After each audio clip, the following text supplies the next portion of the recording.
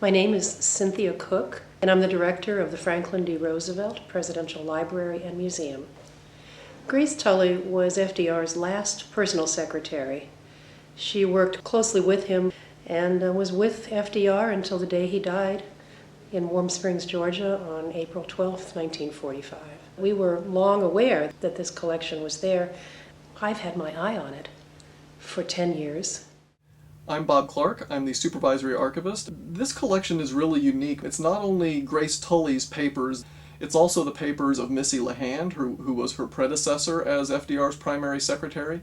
They're handwritten notes that FDR jotted down that then either Miss Tully or Miss LeHand would turn into official memos. Secretary of War. General Pershing asks very strongly, Colonel George C. Marshall, infantry, be promoted to brigadier. Can we put in list of next promotions? And of course, George Marshall would become the most important of Roosevelt's military advisors during World War II. A fascinating document in this collection is a handwritten letter to FDR written around June of 1933. My dear Mr. President, I hope of meeting you someday in the near future in order to have the opportunity to discuss with you the outstanding world problems in which United States and Italy are mutually interested. I am, my dear Mr. President, very sincerely yours, Mussolini.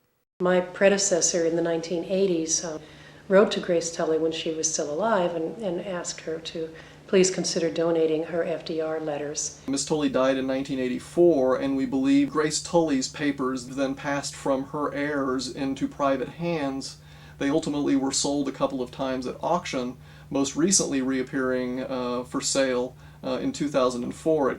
Dear Grace, I'm in Cairo, busy all times. Churchill here with his daughter Sarah. Also, Generalissimo and Madame Shanghai Shek. The conference goes fairly well. My role is that of peacemaker. I've seen the pyramids and made close friends with the Sphinx. Congress should know her. Much love, FDR. Lucy Mercer Rutherford, as many people know, had a brief affair with Franklin Roosevelt in the 19-teens. Grace's papers contain many things that are very personal. And this letter to Grace is arranging for Lucy and her friend Elizabeth Shumatoff to come to Warm Springs, Georgia, so that Elizabeth Shumatoff could paint a portrait of FDR. With many thanks again for being so very understanding and thoughtful. If you change your mind and think it would be better for me not to come, call me up. I really am terribly worried, as I imagine you all are. Of course, Lucy and Madame Shumatoff were there the day that FDR was stricken with a cerebral hemorrhage that killed him. And the portrait that Elizabeth Shumatoff was working on is now known as the unfinished portrait.